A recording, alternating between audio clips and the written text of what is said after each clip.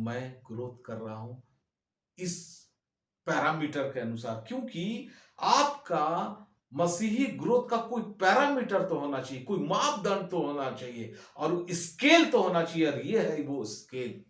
और उस स्केल में अगर आप ग्रोथ कर रहे हैं यानी आप ग्रोथ कर रहे हैं।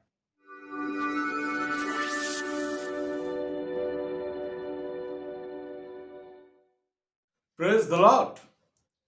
प्रभु यीशु मसीह के नाम में आप सभी भाइयों बहनों और बच्चों को मैं सादर आमंत्रित करता हूं आज के वचन की सेवकाई में। और आज एक बहुत ही अच्छा विषय को लेकर मैं आप लोगों के बीच में आया हुआ हूं, और वो विषय खास करके हम लोगों से जुड़ा हुआ है। और वो विषय है कि बढ़ते जाओ। जब हम मसीहत में आए हैं, आज आए हैं, कल आए हैं, परसों आए हैं, एक महीना पहले आए, एक साल पहले आए, 10 साल पहले आए, 50 साल पहले आए, तो हमारे अंदर में कुछ ग्रोथ हुआ है कि नहीं, मसीहत में हम आगे बढ़े हैं कि नहीं, ये बहुत ज्यादा मायने रखता है। क्योंकि जब हम लोग कलीसिया में थे तो भी, आज जिस कलीसिया में है उसमें भी, और बहुत सारी कलीसियाओं में बात करते हैं जब, तो जो परमेश्वर के सेवक दास होते हैं उनसे जब उनके चर्च मेंबर के विषय में बात करता हूँ, जो उनकी भीड़ के विषय में बात करता हूँ कि ये इतने दिन पहले मसीहत में आया तो इनका क्या ग्रोथ हुआ है, ये कैसे बढ़ रहे हैं मसीहत में। तो प्रभु के दास लोग बड़ा उत्साह से बोलते हैं कि ये तो मसीहत में काफी अच्छे से आगे बढ़ रहा है। तो कैसे बढ़ रहा है उसका लॉजिक कैसे देते हैं वो लोग, कि ये प्रति रविवार चर्च आते हैं, टाइमली चर्च आते हैं, आराधना में आगे रहते हैं, गीत को बहुत उत्साह से गाते हैं, और स्तुति आराधना बहुत अच्छा से करते हैं। और जब पास्टर वचन पढ़ने के लिए बोलते हैं तो बहुत तेजी से निकाल के पढ़ते हैं। तो इन सब चीजों को ग्रोथ समझा जाता है, और ये अच्छा भी है, ग्रोथ है ये। लेकिन वचन क्या बोलती है इस विषय में कि हमारा ग्रोथ किस तरीके का होना चाहिए, मैं आपका ध्यान वहां पर ले जाना चाहता हूं कि हमारा जो बढ़ोतरी है, हमारा जो ग्रोथ है, वो किस तरीके का होना चाहिए। इसके लिए हम लोग एक वचन को पढ़ेंगे। दूसरा पतरस 3 अध्याय का 18 पद को जब हम पढ़ते हैं तो हम वहां पर क्या देखते हैं। पर हमारे प्रभु और उद्धारकर्ता यीशु मसीह के अनुग्रह और पहचान में बढ़ते जाओ, उसी की महिमा अब भी हो और युगानुयुग होती रहे, आमीन। प्रभु यीशु मसीह के अनुग्रह और पहचान में बढ़ते जाओ। क्या हम और आप प्रभु यीशु मसीह के पहचान में बढ़ते जा रहे हैं? हमारा पहचान जो है वो यीशु मसीह के पहचान के बराबर में, इक्विवेलेंट में आ पाए, उसके लिए हम प्रयासरत जो है, वो जो बढ़ोतरी है, उस बढ़ोतरी की बात यहां पौलुस कर रहा है, और वहां हमें बढ़ना है। वचन कहता है कि हमारा बढ़ोतरी, चाहे वो नया क्रिश्चियन हो चाहे बहुत ही पुराना क्रिश्चियन हो, हर आदमी को इस तरीके का पहचान में आगे बढ़ते रहना है। ये पहचान कंप्लीट हो जाएगा, ये अभी कहना बड़ा मुश्किल है कि हमारा वो पहचान वहां तक पहुंच गया है, हम नहीं कह सकते हैं। लेकिन हम 100% परफेक्ट नहीं बन सकते हैं, लेकिन प्रयास तो कर सकते हैं, उस दिशा में आगे तो बढ़ सकते हैं। तो इस दिशा में आगे बढ़ना है, और अगर इस दिशा में कोई आगे बढ़ रहा है तो हम उसको कह सकते हैं कि ये बढ़ रहा है। और एक पद को देखते हैं, 2-4 पद को जब तक हम नहीं देख लेंगे, क्योंकि 2-3 एग्जाम्पल बहुत जरूरी है। सिर्फ एक एग्जाम्पल को देखकर हम अपने डॉक्ट्रिन को गढ़ नहीं सकते हैं, हम अपने लॉजिक को सेट नहीं कर सकते हैं। तो हमको 2-3 एग्जाम्पल चाहिए ही चाहिए होता है। पहला कुरिन्थियों 15 अध्याय का 58 पद को हम पढ़ते हैं। इसलिए हे मेरे प्रिय भाइयों, दृढ़ और अटल रहो, और प्रभु के काम में सर्वदा बढ़ते जाओ, क्योंकि यह जानते हो कि तुम्हारा परिश्रम प्रभु में व्यर्थ नहीं है। प्रभु के काम में सर्वदा बढ़ते जाओ।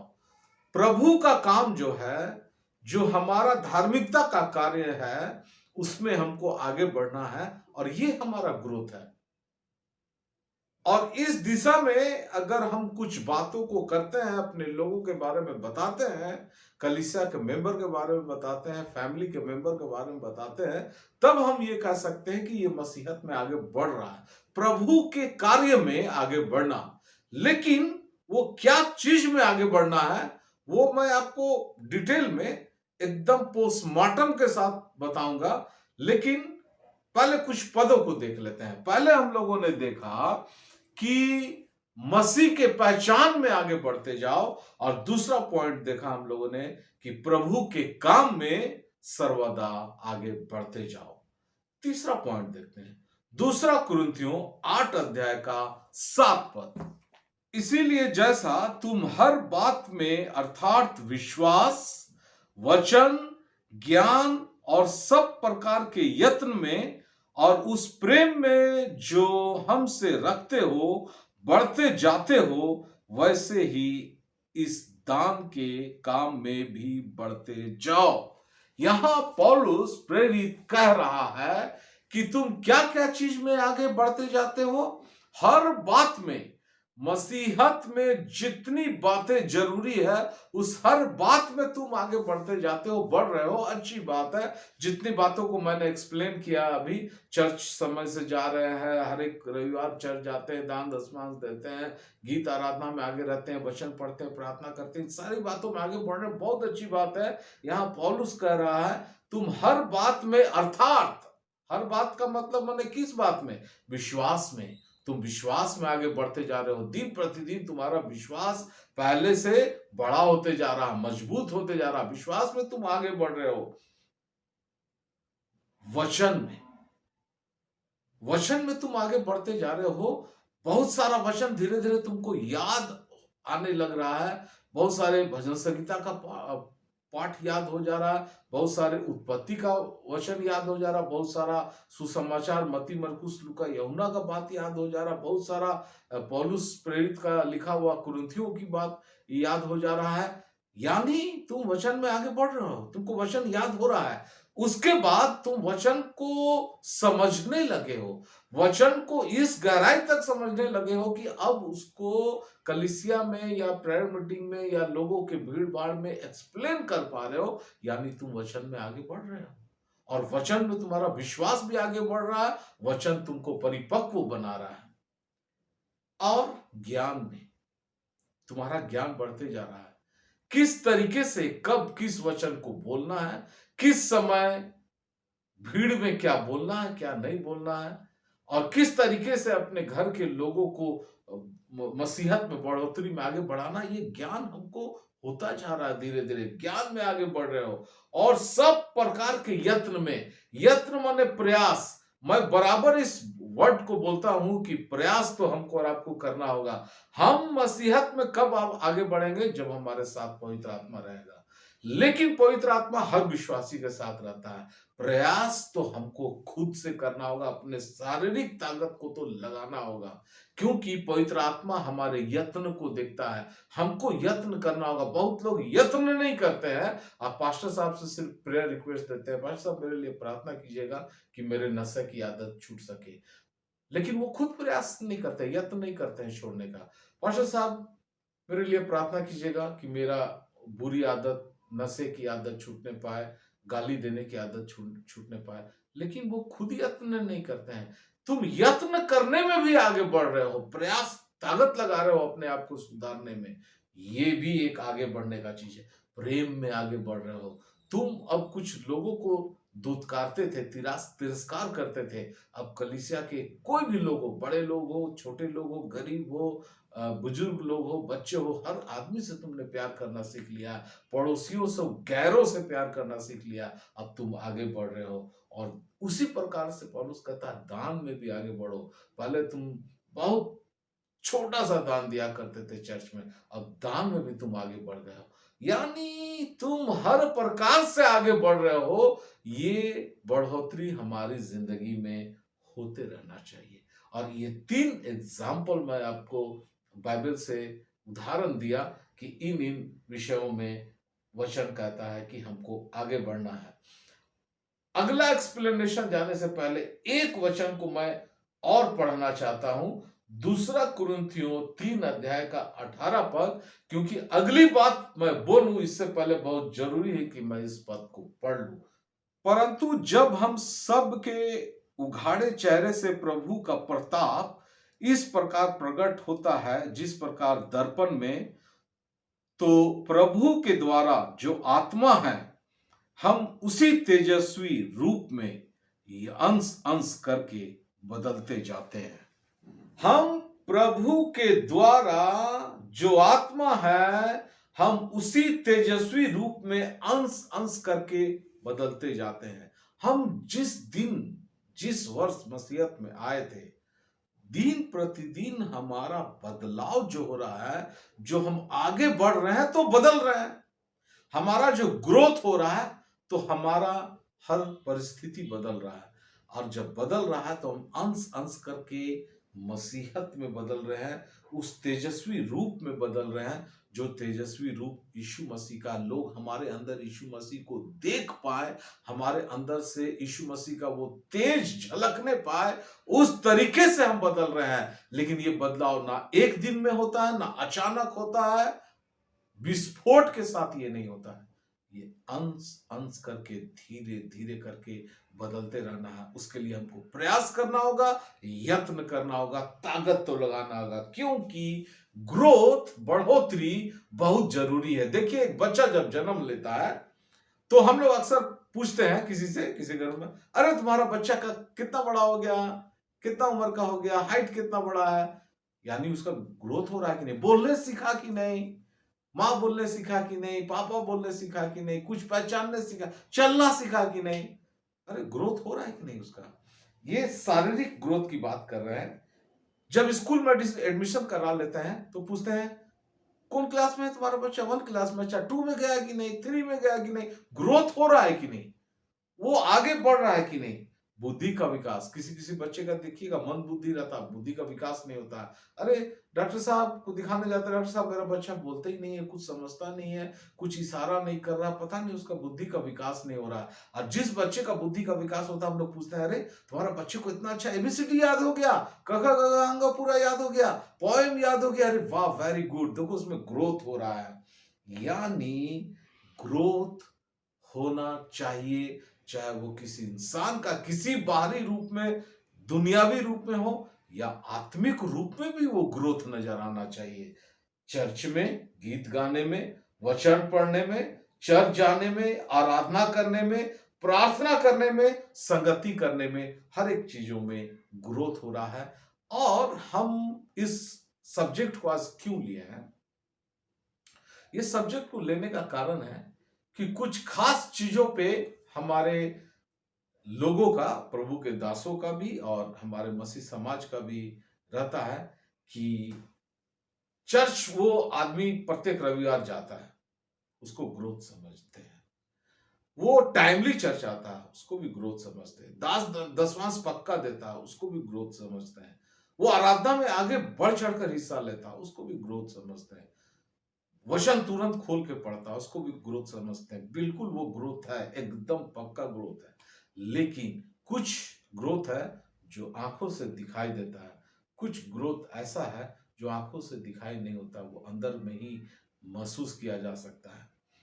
इसीलिए परमेश्वर कहता है, परमेश्वर का वचन कहता है, परमेश्वर का देखना इंसान के देखने सा नहीं है, वो बाहरी रूप को नहीं, वो हमारे अंदर मन को, आत्मा को देखता है। तो क्या हमारे आंतरिक मन से बदलाव हो रहा है, वहां पर ग्रोथ हो रहा है। और उसके लिए मैं आपका ध्यान ले जाना चाहता हूं कि दुनिया के हर मसीही व्यक्ति का जो बड़ा हो गया, एडल्ट हो गया, समझदार हो गया, अब उसको एक काम करना चाहिए जो मैं बिल्कुल जब से मैं सेवकाई में आया हूं इसको अपने कलीसिया के लोगों को बताते आया हूं। आप एक कॉपी ले, कॉपी इस तरीके का। एक पेज में अपने जिंदगी का पॉजिटिव पॉइंट लिखे, एक पेज में निगेटिव। यहां पर देखिए मैं लिखा हूं दोनों पॉइंट को, ये पॉजिटिव और निगेटिव। कम से कम 5 ऐसा पॉइंट लिखिए पॉजिटिव, जो आपको लगता है, समझ में आता है कि मेरे जिंदगी में ये जो 5 पॉइंट है, ये मेरे जिंदगी में मसीह में मुझे आगे बढ़ने के लिए मददगार है। इससे हमको समझ में आता है कि हम मसीहत में आगे बढ़ रहे हैं। ये मेरे लिए एक पॉजिटिव पॉइंट है मसीहत में आगे बढ़ने का। ये एक लाइन में लिख ले एक पेज में, और दूसरी लाइन में निगेटिव पॉइंट के लिखे। आपकी जिंदगी में क्या क्या कमियां हैं, क्या क्या गलतियां हैं, क्या क्या पाप है जो आपको मसीहत में आगे बढ़ने से रोकती है। आपके पॉजिटिव पॉइंट को भी वो गौन कर देता है, वो पॉजिटिव पॉइंट को धूमिल कर देता है। पाप, क्योंकि पाप हमारे अच्छाइयों को ढक लेता है अगर, तो फिर अच्छाई उभर कर नहीं आता, पाप ही उभर के आ जाता है।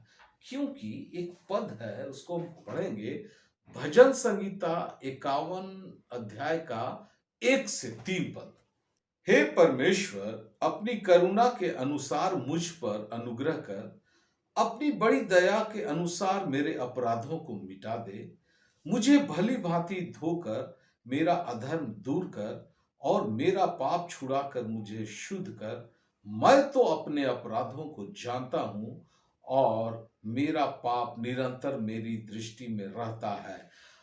दाऊद नबी लिख रहा है भजन में, मैं अपने अपराधों को जानता हूं। आपको कष्ट हो सकता है कि 5 पॉजिटिव पॉइंट लिखना, 5 नेगेटिव पॉइंट लिखने में बड़ा दिक्कत होता है। मैं अभी हाल में एक बहन से बात कर रहा था, उन्होंने कहा कि मैं जब ये पॉइंट को उनके बारे में रखा तो उन्होंने कहा अभी तो मैं हाथ में गिना दूंगी। मैंने कहा नहीं, अभी नहीं गिनाना, अब घर जाइए, आराम से सोचिए, इस विषय में बहुत गंभीरता से सोचिए और लिखिएगा, और मुझे दिखाना नहीं है। देखिए, ये 5 पॉइंट आपको मैं लिखने बोल रहा हूं, और इस 5 और 5 10 पॉइंट को छिपा के रखिएगा, क्योंकि ये आपकी जिंदगी का बहुत ही एक गुप्त चीज है, और ये किसी के हाथ में नहीं लग जाना चाहिए। अगर लग जाएगा तो शायद आपका रेपुटेशन भी खराब हो सकता है। तो अगर आप लिख सकते हैं तो लिखे, और नहीं तो मत लिखे, आप माइंड में ही रखे पॉजिटिव पॉइंट और निगेटिव पॉइंट। लेकिन लिख लेंगे तो ज्यादा अच्छा रहेगा, और वो लिखा हुआ कागज को कहीं छुपा के रखे, ताकि किसी के हाथ, पत्नी अगर लिखी है तो पति और बच्चों के हाथ में ना पड़े, माँ बाप के हाथ में ना पड़े। अगर पति लिख के रखा है तो पत्नी के और बच्चों के हाथ में ना पड़े, माँ बाप के हाथ में ना पड़े, दोस्तों के हाथ में ना पड़े। ऐसा थोड़ा सेफ्टी के साथ रखना होगा। मैं इसीलिए बता रहा हूँ कि ये बहुत गंभीर विषय है, और ये एकदम व्यक्तिगत विषय है, इसको छुपा के रखना है। ये सिर्फ आपका विषय है, और आपके साथ परमेश्वर का जो संबंध है उसका विषय है, किसी को बताने की जरूरत नहीं है। देखिए, मैं कुछ 5 पॉजिटिव पॉइंट को लिखा हूं, जो कि दुनिया के लोग लिखते हैं। पहला पॉजिटिव पॉइंट एक इंसान के लिए, मैं प्रति रविवार चर्च जाता हूं पास्टर साहब, बहुत अच्छी बात है। प्रतिदिन प्रार्थना करता हूं, बहुत अच्छी बात है। प्रतिदिन वचन पढ़ता हूं, बहुत अच्छी बात है। दान दशमांश हर एक महीना देता हूं, प्रत्येक रविवार देता हूं, बहुत अच्छी बात है। वर्शिप को आजकल मैं लीड करने लगा हूं, बहुत अच्छी बात है। मसीह में उन्नति होना, बढ़ोतरी होना, बहुत अच्छी बात है। निगेटिव पॉइंट इसी का अपोजिट हो सकता है। प्रति रविवार तो मैं चर्च नहीं जाता हूं पास्टर साहब, ब्रदर, अंकल, कभी कभी जाते हैं, कभी कभी छूट जाता है। निगेटिव पॉइंट, प्रतिदिन प्रार्थना नहीं कर पाते हैं, कभी कभी व्यस्त हो जाते हैं, बिजी हो जाते हैं, कभी ड्यूटी में, नौकरी में, कभी बिजनेस में, कभी दोस्तों के साथ, कभी गेस्ट आ जाते हैं, नहीं कर पाता हूं। निगेटिव पॉइंट, वचन प्रतिदिन नहीं पढ़ पाते हैं, याद ही नहीं रहता है कि वचन भी पढ़ना है, थक जाते हैं तो सो जाते हैं।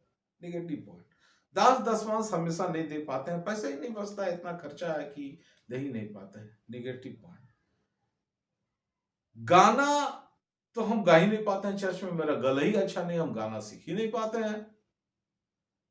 और गाना गाना तो चर्च में बहुत जरूरी है, क्योंकि जब चर्च में वर्शिप होता है, कुछ लोग खाली ताली बजाते हैं और ओट दिखाने के लिए ही लाते हैं, गाना नहीं गा रहे होते हैं। ये भी एक निगेटिव पॉइंट है। इन निगेटिव पॉइंट और ये पॉजिटिव पॉइंट निगेटिव पॉइंट को जब आप काट देंगे, आपको निगेटिव पॉइंट में जीत हासिल करना है। आपको एक टारगेट लेना है कि इस सप्ताह या इस महीना, जैसा ये महीना चल रहा है, नवंबर का अंतिम सप्ताह आ गया और अब खुशी की बात है अगला महीना दिसंबर आने वाला है, जिसमें हम लोग बहुत उत्साह और उमंग से रहेंगे क्रिसमस के चलते, जबकि हमको 12 महीना उत्सव में रहना है। बहुत अच्छी बात है। आप एक टारगेट ले लीजिएगा कि दिसंबर महीना में मैं अपनी एक कमी को दूर करूंगा, और उस कमी को जब काटिएगा कि मैंने इस कमी को काट दिया, और यही कमी जब इधर पॉजिटिव पॉइंट बन के आएगा तो ये आपके लिए पॉजिटिव पॉइंट हो गया।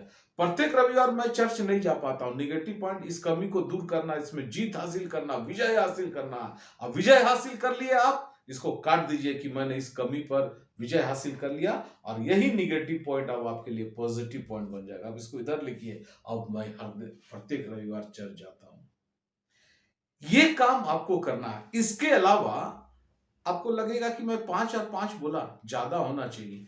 ये 5 पॉइंट जो पॉजिटिव है, ये बढ़ते रहना, 5 से 6, 6 से 7, 7 से 8, ये बढ़ोतरी हो रहा है पॉजिटिव पॉइंट में, यानी आप मसीहत में ग्रोथ कर रहे हैं। और अगर इसमें बढ़ोतरी नहीं हो रहा है तो आप ग्रोथ नहीं कर रहे हैं। निगेटिव पॉइंट खाली 5 हम एग्जांपल के लिए बोले, इसको जितना ज्यादा लिख सकते हैं आप लिखिए, 10, 20, 40, 50, 100, 500। अब बहुत सारे निगेटिव पॉइंट हो सकते हैं, आप सोचिएगा। मैं कुछ पॉइंट्स को लिखा हूं। व्यभिचार करना कुछ लोगों का निगेटिव पॉइंट है। मूर्ति पूजा करना कुछ लोगों के लिए निगेटिव पॉइंट हो सकता है। क्रोध हमको आ जाता है ब्रदर, अक्सर क्रोध करना ये निगेटिव पॉइंट है। लालच करना दूसरे के सामानों को देखकर, ये निगेटिव पॉइंट है। मुझे माफ करने का आदत नहीं है। कोई आदमी कुछ बोल देता है ना, उससे मैं जिंदगी में कभी बात नहीं करता हूं, उससे दूर रहता हूं, माफ नहीं करना चाहता हूं मैं। ये एक निगेटिव पॉइंट है। दोष लगाना, हर पल किसी आदमी पे दोष लगा देना, निगेटिव पॉइंट है। ईर्ष्या करना, मुझे जलन होता है, ईर्ष्या होता है किसी को देख के, वो हमसे अच्छा गाता है, वो हमसे अच्छा वचन प्रचार कर लेता है, जलन होता है, एक निगेटिव पॉइंट है। धोखा देना, किसी को किसी विषय में धोखा दे देना, किसी को वायदा कुछ किए हैं और उस वायदा को पूरा नहीं करते हैं, धोखा दे देते हैं, ये एक निगेटिव पॉइंट हो सकता है। अड़ंगा मारना, किसी को अच्छे कामों में हमेशा टोका टोकी करके अड़ंगा मार के गिरा देना, ये एक निगेटिव पॉइंट हो सकता है। गाली देना, अक्सर मुंह से गाली निकल जाता है मेरे, ये एक निगेटिव पॉइंट हो सकता है। चर्च हमेशा लेट जाना, मेरा अक्सर आदत है, चर्च तो हम लेट ही जाते हैं भैया। चर्च अगर 9 बजे से शुरू होता है तो 10, साढ़े 10 तक पहुंच जाते हैं, क्योंकि 11, साढ़े 11 में चर्च खत्म होता है, तो आधा एक घंटा तो हम बर्दाश्त कर लेते हैं बैठने में। ये एक निगेटिव पॉइंट हो सकता है। लड़ाई करना, अक्सर घर में पति पत्नी का लड़ाई, माँ बाप बच्चों का लड़ाई, पड़ोसियों से लड़ाई, दोस्तों से लड़ाई, ये एक निगेटिव पॉइंट हो सकता है। इसीलिए मैंने उस पद को पढ़ाया भजन में, मैं अपने अपराधों को जानता हूं, क्योंकि दाऊद कहता है कि मुझे भली भांति धोकर मेरा अधर्म दूर कर और मेरा पाप छुड़ाकर मुझे शुद्ध कर। मैं तो अपने अपराधों को जानता हूं और मेरा पाप निरंतर मेरी दृष्टि में रहता है। अगर आप अपने पापों को नहीं जानते हैं तो आप उस पापों के लिए क्षमा कभी परमेश्वर से मांग ही नहीं सकते हैं प्रार्थना में, और वो आपका पाप क्षमा किया भी नहीं जाएगा, दूर भी नहीं होगा, क्योंकि आप अपने पापों को जानते नहीं है, अनजाने में या जानबूझकर आप अपने पाप की तरफ दृष्टि नहीं करते हैं। अपने पापों का लिस्ट बनाइए, बड़े पाप हो चाहे छोटे पाप या गलतियां, और हर महीना या हर वर्ष अपने कमियों का, निगेटिव पॉइंट का संख्या कम, ये 10 है, 10 से 9, 9 से 8, 8 से 7, ये आपकी उन्नति की बात होगी। ये ग्रोथ,